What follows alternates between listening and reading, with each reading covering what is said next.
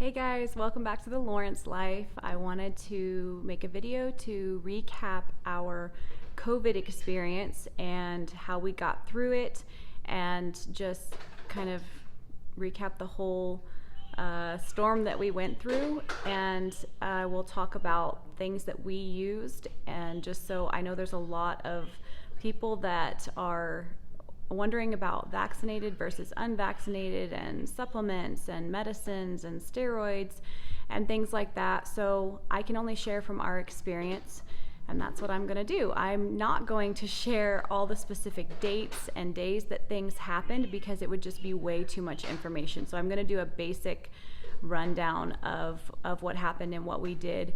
So in our house, we have 12 people that live here. And of those 12 people, 5 of us are vaccinated. And of those 5 that are vaccinated during this whole COVID outbreak in our home, 2 of us, that's Chris and I, ended up getting COVID. Now, we were exposed more to it than the other 3 that were vaccinated. We were at the hospital with my parents.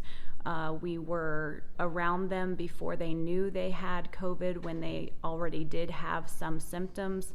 So we were exposed a lot more and a lot for more extended time and close up than the other 3 that were vaccinated that never ended up getting a positive test or getting any symptoms or getting COVID. So 5 vaccinated out of 12, and 2 out of those 5 got positive tests and symptoms for COVID.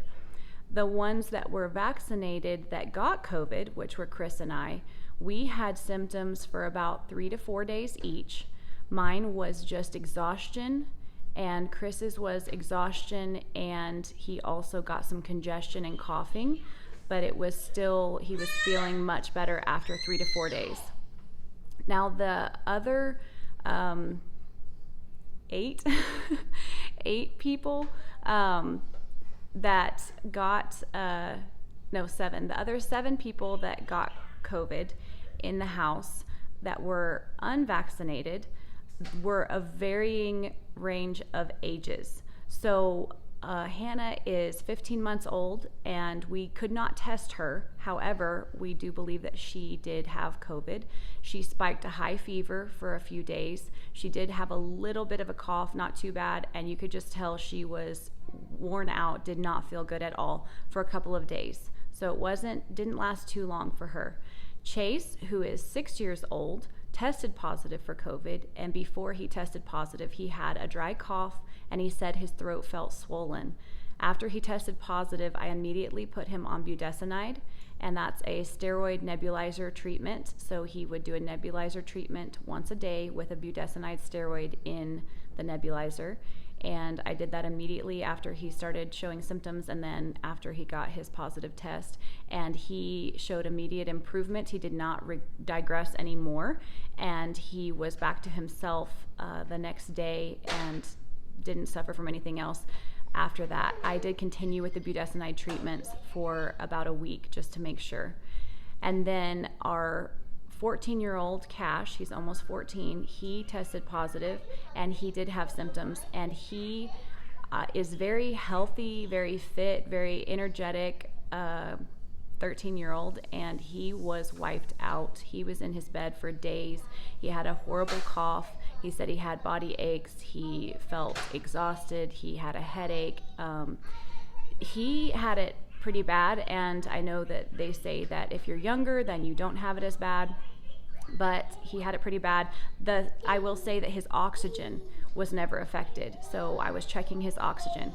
That brings me to having an oximeter at your house. We were able to check everyone's oxygen because we have an oximeter at our house because of the experiences that we've had with Chase in the past of him having breathing issues. So Cash's oxygen never was affected, but he did feel horrible, and it just kept dragging on. Like, even after he started feeling better, he just would walk around the house and then have to lay down because he was exhausted. So I would say 14 days for him. Alexis also got COVID, and she is 15 and a half years old, and she was the same as Cash, except that she didn't have the cough and the congestion, but she was exhausted. She didn't feel well. She had body aches and just tired and sleeping I would say for between 1 and 2 weeks. And then we go to our two 17-year-olds. They are the other two that are vaccinated in our home, and they were around the other kids. They chose not to isolate in their room, and they did not ever get it. We've tested them multiple times. They haven't had any symptoms, and we're out of the window of being contagious now, and they did not get it. So that's awesome. My parents both got it. They were actually the first ones to be tested, and my mom had been feeling bad for a couple of weeks when it got a little worse, and then my dad started feeling bad, so they decided to go get tested, and they both tested positive, and they had a bad go of it for sure. They did not feel well, congestion, body aches, fever, exhaustion, and then it affected their oxygen towards the end after a couple of weeks. And my dad got admitted to the hospital and was put in the ICU. And he, out of the whole family, was the one that had the hardest time with it, and really COVID almost took his life. He was at the point where the doctors were saying, we're going to have to intubate him and put him on a ventilator. He can't keep going like this, and he definitely can't get worse. And it was at that point that my mom had been fighting for, not fighting with the doctors, but fighting for them to give my dad ivermectin. And I'm sure you've heard about ivermectin. So she was really going to bat for my dad and saying, please, it's FDA approved, please give it to him. They actually agreed to give it to him. And the day after they gave him the first dose, he started turning around. Now, whether that's timing, whether that's coincidence, we don't know. And so, again, I'm going to share everything we did, and then you can decide, what you think. But we did see a difference after the second dose of ivermectin with my dad. And he was already on, I think it's remdesivir, a steroid that they give you at the hospital when you get admitted for COVID. They give it to you through the IV. So he was already on that. They were already pumping him with vitamins. But it was after the ivermectin that we started seeing an improvement in his oxygen.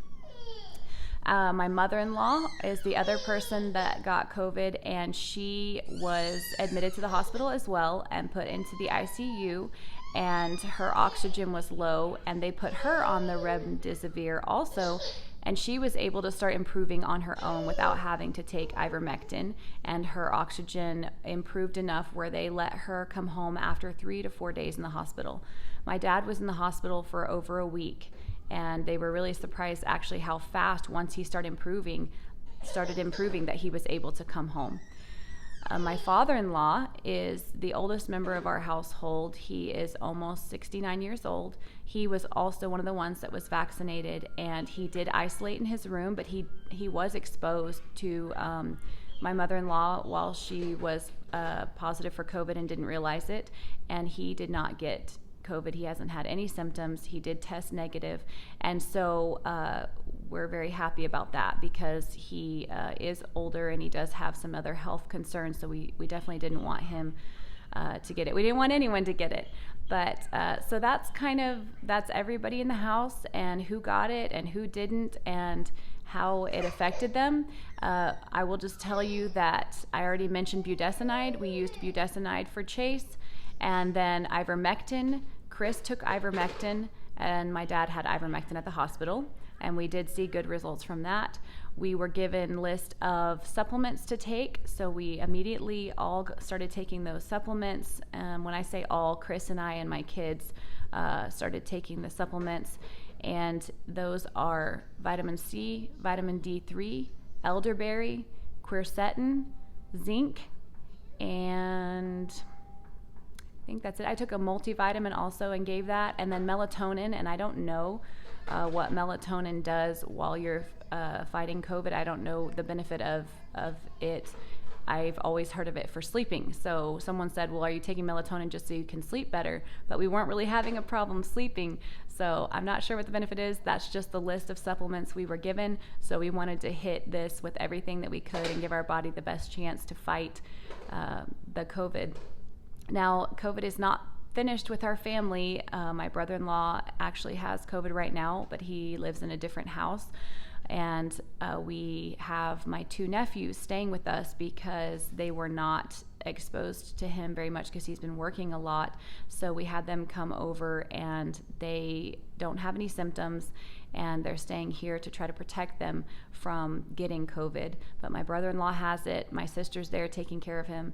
But as far as our household, I wanted to do a recap of how COVID went through our house, how we treated it, what we did, and we're just grateful that we all came through it. And my dad and my mother-in-law are still somewhat weak. They're not 100% yet, but the doctor told my dad that he believes the way he's improving, that in 2 weeks he'll be back to 100%. So we're grateful for that, and that they didn't have to stay on oxygen permanently. I know that some people that have had COVID and had it really bad, there's permanent effects from it. So we're very grateful, but we did not expect to get COVID. I assume it's the Delta variant, but we are waiting for test results back on Chris and my COVID test to see if it is the Delta variant. I just assume that it is, but it's not something to play around with. It hit us hard, and like I said, varied ages had different effects. Everyone had different symptoms and felt differently, but in our house, the consensus is that the vaccination made a difference for us. And I believe that more now than I did before. And so I don't know where everyone stands on it, but like I said in another video, just pray about it, maybe consider it. Things are really spreading right now, and so it might be something that you want to consider. And if not, then you might want to get some things on hand to be prepared, or be very careful so that you hopefully don't get it, or you know how to respond when you do get it. I hope that everyone stays healthy, and I'm sorry this video was so long again. It was a lot of information, and see you guys later.